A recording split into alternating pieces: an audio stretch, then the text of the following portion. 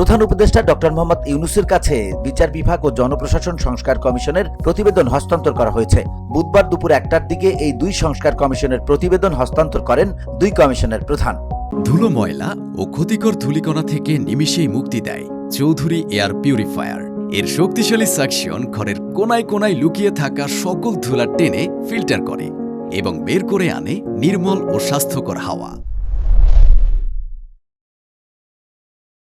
রাষ্ট্রীয় অতিথি ভবন যমুনায় বিচার বিভাগ সংস্কার কমিশনের প্রধান সাবেক বিচারপতি শাহ আবু নাইম মমিনুর রহমান ও জনপ্রশাসন সংস্কার কমিশনের প্রধান আব্দুল মুঈদ চৌধুরী প্রতিবেদনগুলো হস্তান্তর করেন। পরে প্রধান উপদেষ্টা বলেন, কমিশনের রিপোর্টগুলো আমরা জনগণ, সিভিল সোসাইটি এবং রাজনীতিবিদদের হাতে তুলে দেব, যাতে করে তারা সংস্কার কমিশনের এই রিপোর্টগুলোর সাথে একমত হতে পারেন।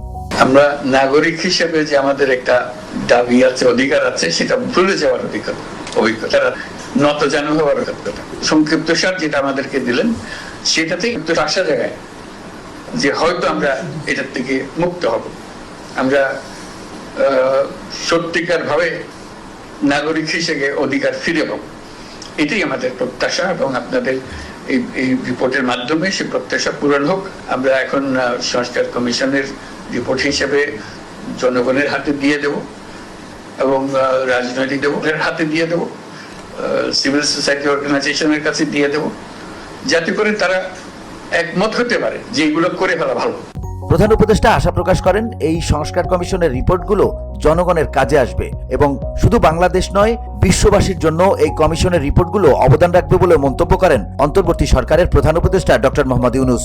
এই ফসল এটা জাতির জন্য একটা স্মরণীয় বিষয়, যে এটা জাতি যেদিকে যাক না কেন এই রেফারেন্স পয়েন্ট জাতিয়ে যাবে, এটার সঙ্গে বিচার করে আমরা ঠিক করবো আমরা কদ্দূর গেলাম। এটা শুধু বাংলাদেশের জন্য অবদান না, বিশ্বের জন্য অবদান।